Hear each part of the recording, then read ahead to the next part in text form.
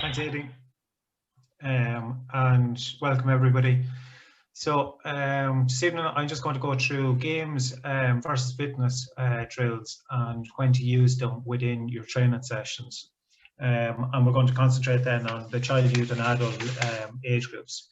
If there's anything that I'm covering that you're not quite sure of, or I don't go into detail for your age group, just pop it into the text box and Aidan will be keeping an eye on that, and we can go through a couple of questions and answers at the end of the session.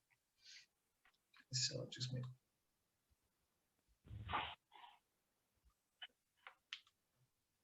Sorry, no.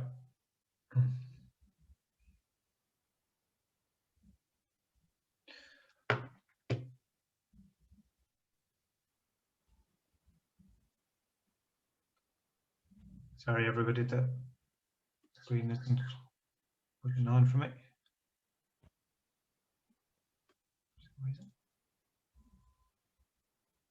There we go. Okay, so the first thing is we're going to go through is just the difference between games and drills and what the difference are in them. So from a games point of view, whenever we set up a game, it creates a sense of fun for the participants. It keeps players moving, so they spend more of their practice engaged in the physical activity.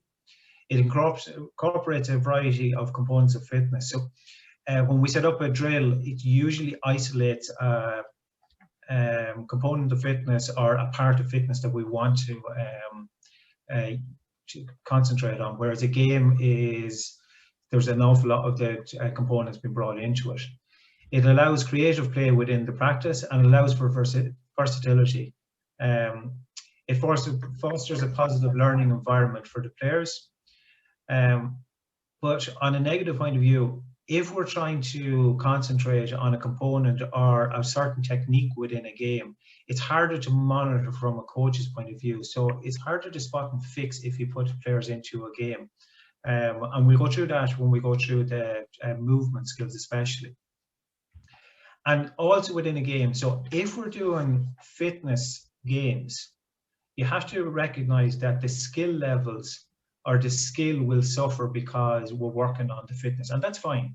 At the start of the year, if we were concentrating on getting players fitter, you just have to, that's a trade-off, that the skill level or the skills being executed won't be as good as they would be in the middle of the summer when players are fitter or we're trying to work on technique and skill rather than the fitness level. So just bear that in mind. If we are doing fitness work, that's what we're trying to get the benefit from. So the skill is probably going to suffer there.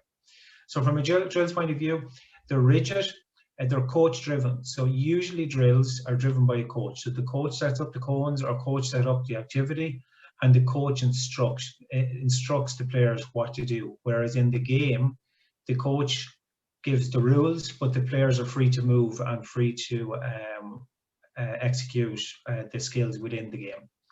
It's a controlled environment and it can isolate technique. There are a number of ways to organize in terms of numbers and equipment. So I suppose for bigger numbers and things like that, and depending on your space, drill can be very good that way as well. They're easy to monitor as well. So as we were saying with the games, they're not as easy to monitor from a technique point of view. When we set up drills, that they're easier to monitor and they're easier to monitor fitness technique within them. And in many drills, players are unable to hide. So especially for endurance and stuff like that, where players can drop off or can hide within a game, within a drill situation, there is not as easy for them to hide. And then a disadvantage of drills would be lack of opposition an awful lot of the time, and then decision making within it. So because the coach is making the decisions from the start, the players aren't making the decisions, but that's a trade-off, especially when we're working on fitness. So what we're going to go through is the three fundamental movement skills of the ABCs to start with, and then we're going to go into three of the components of fitness. So we're going to be looking at speed, strength, and stamina, and looking at how we can use drills and games to work on them. So the first thing that we're going to look at is agility.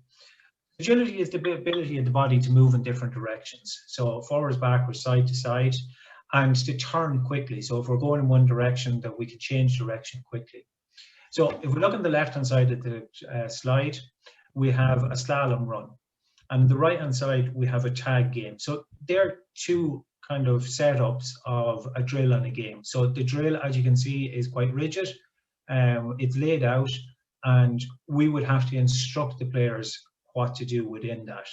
So from a child point of view, the slalom game is perfect. So we can have a little relay race in and out, and the next player goes. And there's a little bit of competition in that, but after 4 or 5 minutes, the child is probably going to lose interest in it. What we would use in the agility drill in a child's training session is to make sure the technique is right.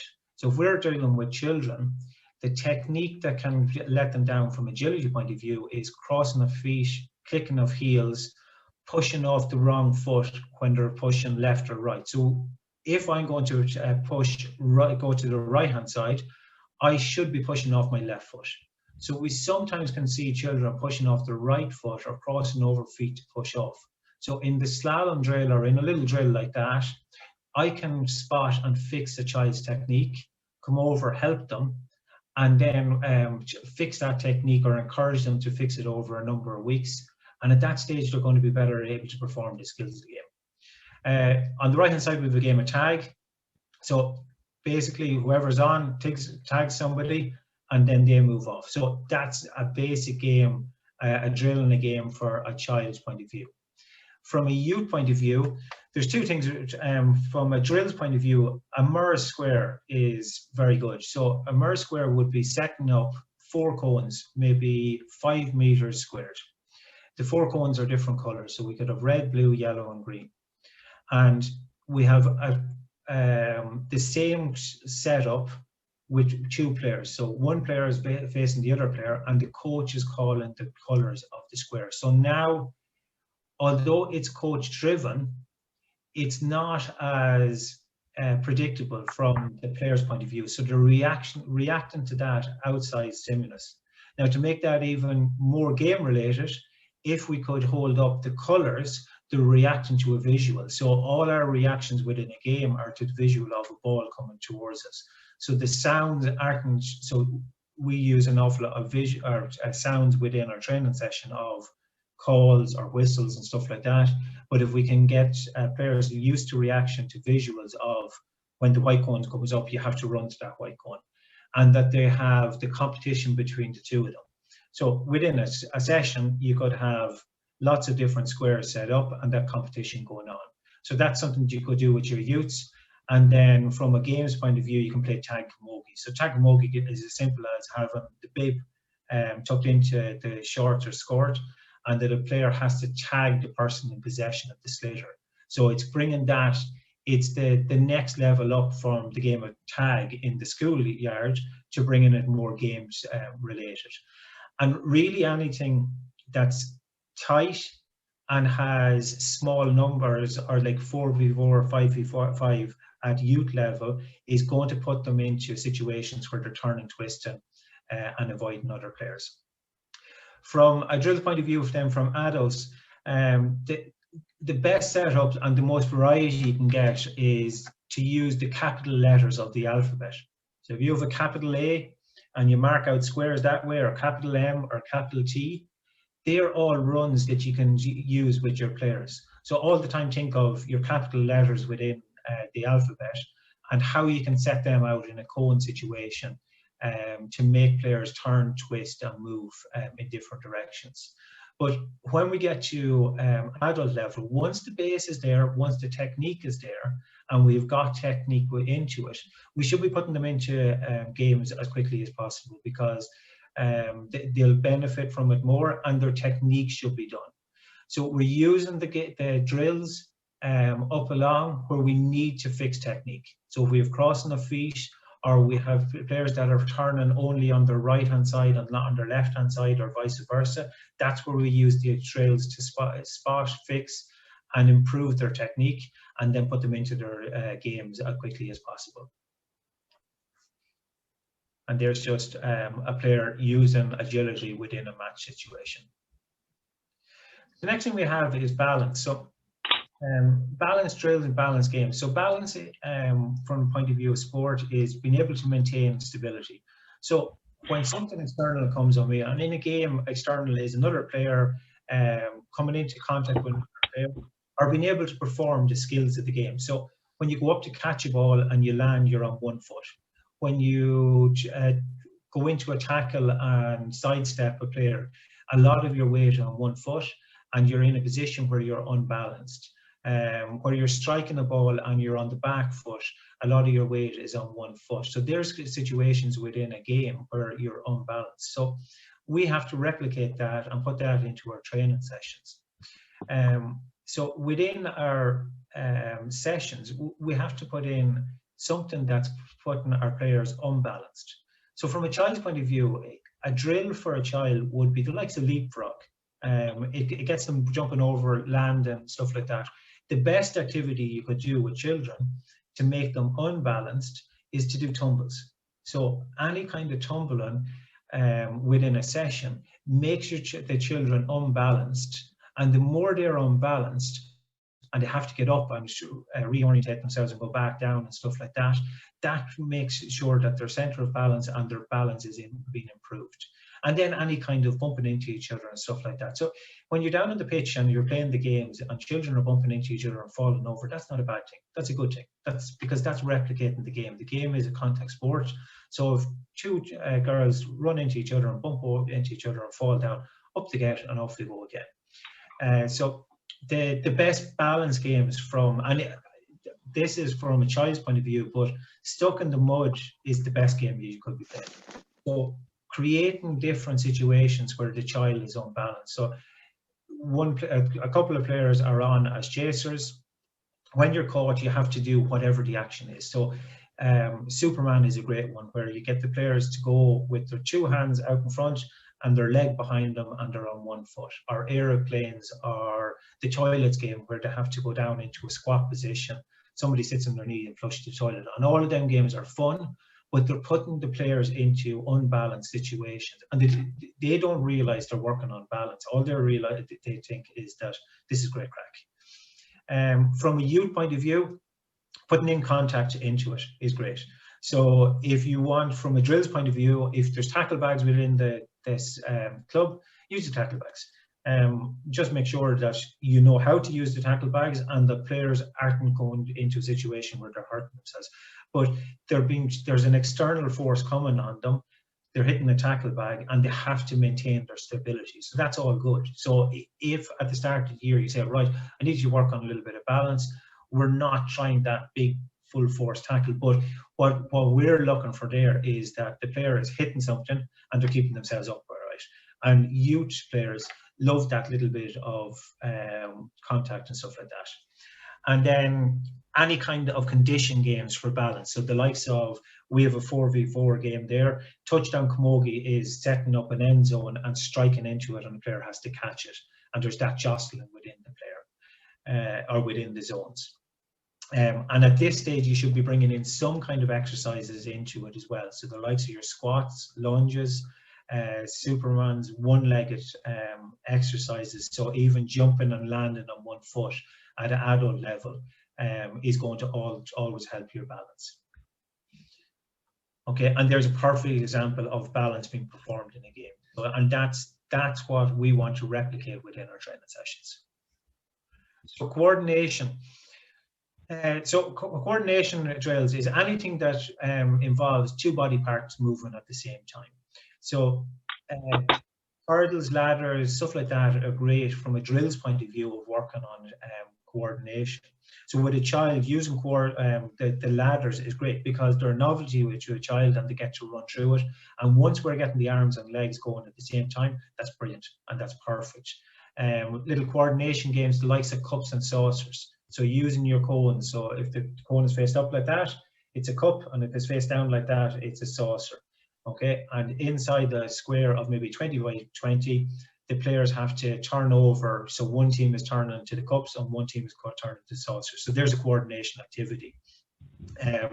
For youths, the likes of sliotar swaps. So two a player each has a sliotar, and they're trying to swap it over and back using both hands at the same time. So there's a hand-eye coordination, and it's a simple activity. If you want to move that on, you have them doing that same activity within a ladder that they're trying to move along the rungs of a ladder. Now that's advanced at that stage because they're now getting the hands moving and they're also getting the feet moving all in one time. So there's a lot of coordination going in that. And then coordination games, 4v2, 6v4, that kind of stuff, coordination, or even the likes of No Man's Land that's set up there for youths. And then as we go up along the way from a coordination point of view, bringing in your ladders, hurdles and stuff like that, and just making sure that we're working on technique. So anything that we're using drills for, we're trying to spot technique and replicate different kinds of coordination. So if we're working on hand or foot-eye coordination for running, we're going to use our ladders, hurdles, stuff like that. If we're going to use hand-eye coordination, the wall ball is the best thing we can use at that stage, or even agility balls, so the ones with the different grooves on them that go all over the place. They're brilliant for replication, for putting players into coordination activities. Next thing we're going to move on to is speed endurance. So there's different types of speed. So you have pure speed, which an Olympic sprinter has. You have speed endurance, which is more or less your what's replicated within game situations and field sports. And then you have the likes of endurance, which is your long distance runners. So what we use within the sport would be speed endurance, and that's repeating speed over and over throughout the 60 minutes. So on the left hand side, we have shuttle runs. If you are using shuttle runs, sorry, just for this, from a speed endurance point of view, from a child's point of view, there's no need to set up drills. Put them into games, let them play the games, and they should be getting their endurance within it. If you think that you need to work on endurance, play 4v4 games within your sessions, or 3v3. It puts the child under pressure, and there's loads of running within it. So let them enjoy it that way. There's absolutely no point in having 10 minutes of just running with under 12s. It's pointless, and it's just going to disencourage the child from coming back. So play the games, they'll get their endurance through the games. From a youth point of view, you could introduce shuttle runs, and you can use your shuttle runs and stuff like that with your adults, but I would be grouping your players. So the players that are the fittest in the within it are going to, if you look what we have here, will be the group one, so the furthest distance. The players that are the not so fittest or in between all go down along the other four groups. So what it means is that everyone starts at the call, but everyone should be finishing at the call because they're covering the distance that they need to cover within it.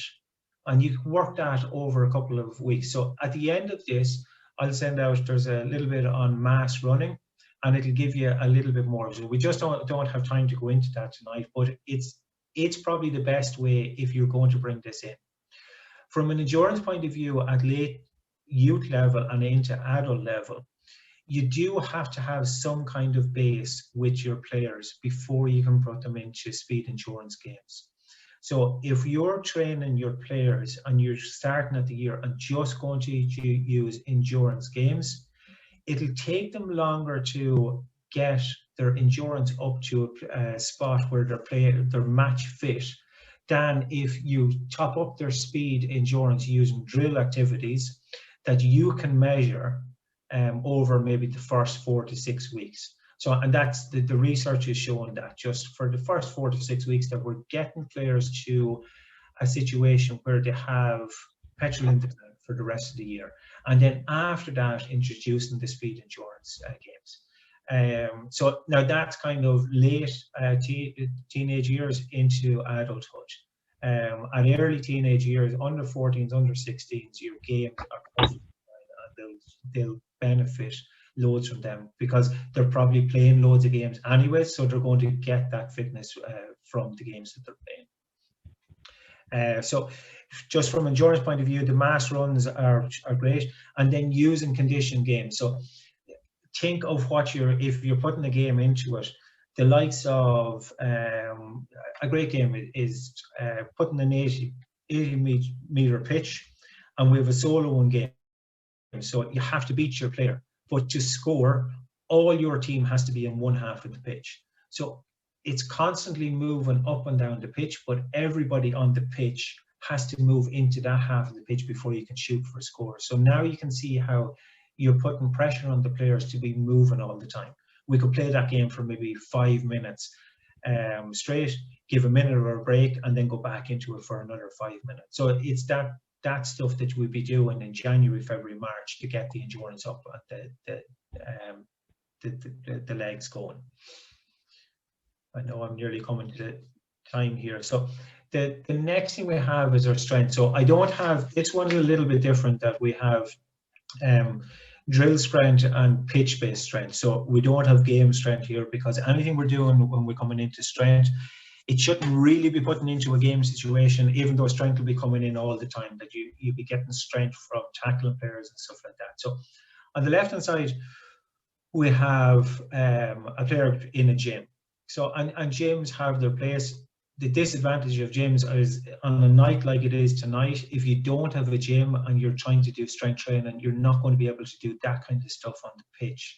So it has to be more active than that. So you do need an indoor facility. You probably need a little bit of equipment, and you definitely need somebody who knows what they're at. With youths, it's always asked, should we be doing strength? Yeah, even children are doing strength. So I have a 5-year-old at home here, and she does strength training every day, because she's climbing up on stuff, she's jumping off stuff, she's lifting things all the time. All of that stuff comes into it. And children from 0 to 10 years of age do strength training naturally, because they're in them lunge positions, they're picking up things, they're squatting. Like, even if you look at a 2-year-old or a 3-year-old, they squat down to pick up, they don't bend their back. So they're naturally fit from a strength point of view, and they do all of them gym exercises naturally. From a pitch-based point of view, the Camogie warm-up or the GEA Gaelic 15 warm-up are perfectly fine for putting in your strength exercises. They have all the squats, lunges, pushes, pulls, hinges, all of that kind of stuff in it, and it takes 10 minutes at the start of your session to implement it as part of the warm-up. So if you're taking a team for 2 to 3 sessions a week, and they're doing that warm-up at the start of every session, there's 30 minutes of strength work done straight away. The other thing that you can put in is your partner-resisted exercises. So I have a link on this to the Australian ladies rugby, and they have a load of partner-resisted exercises, and these are great for active rest. So I would use partner-resisted exercises at the start of the year, especially, as active rest. So we might play that that game I was talking about, where everyone has to be in one half of the pitch. And then for the minute or 2 minutes that the players are off, we go into a partner-resisted exercise. So they're getting rest from the endurance running or the speed repeatability running, but they're doing their partner-resisted exercise, and it's a bit of crack, because you could do pushing, pulling, the likes of partner-resisted tug of wars. So I grab somebody's hand, they grab my hand, and we're pulling against each other over distance. A bit of crack in it, you move on to another player and they're pulling. So all the time they're building that strength in either upper body or lower body, but it's brought in such a way that they don't really realize that they're working on it. So that's a way of bringing in strength into it as your rest zones within an endurance session, or a speed repeatability session at the start of the year. The likes of so from a child point of view, the likes of Simon Says, or animal walks and things like that, they're ways to bring in your strength, but they're not working on strength. They're just working on, this is a bit of crack. Simon Says, go down on the ground. Simon Says, push yourself up. There's a push-up. So we're not asking them to do a push-up, but the movement of them getting off the ground is a pushing exercise. And there's where we need strength within a game situation. Just to finish up, so a mixture of drills and games based is important to improve fitness. Drills are there to improve the technique, and they're very beneficial for teaching and fixing technique especially. Drills should be used to ensure players have a fitness base before they engage in game-based fitness. So that's especially, as we said there, at late teenage to early adulthood. That's where that should be brought in, that we're using our drills to isolate either a component or something that we want to fix within our players. Players will have slower gains when using game-based only when starting with no fitness base. So if we start back at the first training session and we go straight into games and there's no fitness base there, they're not going to have as greater gains as if we build a base slowly through our drills. And drills exercise to build foundation, games based to improve and maintain. And the other thing is saying at the start of the year, we should be using our drills first to build that base, as games can lead to injuries sometimes as well. Now I'm after going way up, and I'd say I'm going to be given out to, but if there's any questions there, Aideen, is there questions in the text box there? Can you shout them there now? Yeah, there is, James. Yeah, I am going to give out to you about your time, but I'm sure we're all learning, so we'll bear with it. So the first one that came in probably is a good question, and it was: is there a rule of thumb around? Do you start with drills, then move to games, or how would that look? Do you think? At the start of the year, I'd use drills for the base. During the year, it depended on what you're spotting within the training session. So it could be something that you're after spotting within a game or within a training session that you say, there's something I need to fix from a drills point of view. And that the crossing of the feet from a agility point of view, or the turning and twisting, or somebody constantly turning on to their weaker side or their stronger side within it, that's where I would bring drills into it. So there's no hard and fast rule, but at the start of the year, I would be starting with drills to bring the fitness level up at that older age group. I hope that kind of answers it. Okay, cool. Another one that popped in, just around a resource pack. What's available that outlines specific drills and games to replicate drills? So I'm assuming maybe something along the Fundu. Yeah, there's no age group on that, is there? No, sorry, no. From the ABCs, it's the Fundu resource. So going to the GAA Learning site is probably the best one. From a youth and adult point of view, if you want the partner resistant, I think are excellent exercises. Ger O'Connor in Dublin has a book out, and I think it's online. If you go to the Dublin GAA site, you'll get an awful lot of stuff off that, and he has on it your individual strength exercises as well. Then for the likes of games and stuff like that, basically putting in, if you Google games for fitness, it'll come up as rugby or soccer games an awful lot of time. If you put in GAA, you'll get an awful lot of football stuff, but they're very easily replicated because the ideas are the same. They're working on it, and all you're looking for is, this is what I want to work on. So this is what I need to work on at that time. We take one more before we get kicked out of the room. I think we're going all right for a minute. So there's just a couple of people having a nice little debate here around. It's probably maybe a little bit outside of your remit, but just in terms of lower age groups, under 8s, 10s, in terms of warm up. Somebody was advised recently that this age group is better off doing maybe some dynamic stuff like swinging on imaginary balls, playing a game or something like that. Is that something, those type of games would be appropriate? They're fine. My warm-ups would all be in a 20 by 20 grid for 8s, 10s and 12s.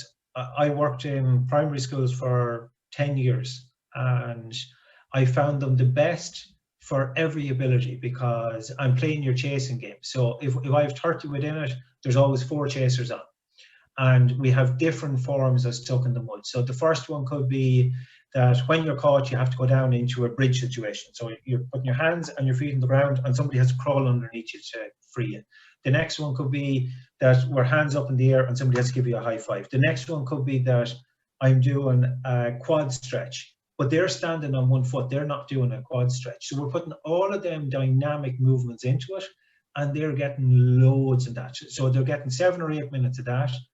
And the reason I recommend them is because after 8 minutes, every child that does that is panting, and they have all that nervous energy gone, and they're not hanging out with you looking for a game, or that child that's after having 4 cans of Coke and a load of cola bottles coming down to it is just buzzed out.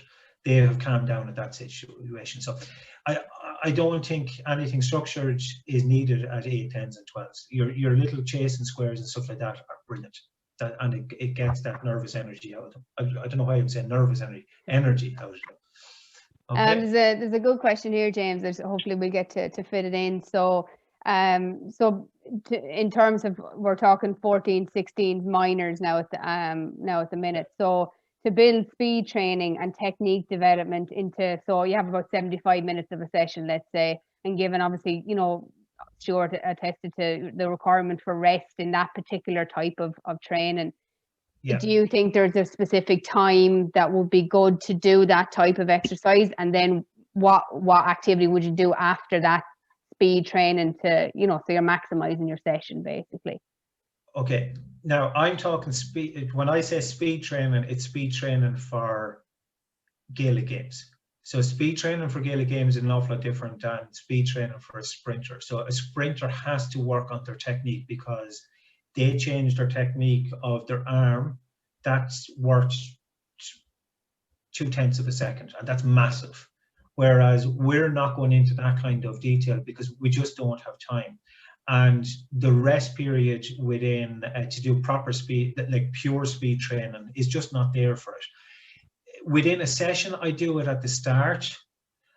As long as you look at players and they don't look very awkward, I wouldn't go too much more than just making sure that the hands are going up maybe as far as shoulder length, that everything is in straight lines, that a heel isn't kicking out or an arm isn't kicking out when somebody is training.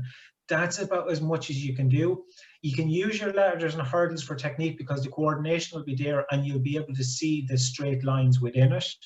Other than that, maybe get somebody that has a little bit of an S&C background that they'll be able to spot and fix things. But for a long time, we went into huge detail in spotting that and fixing that. But we're not training sprinters. We're training players that can play our game, and there's a big difference.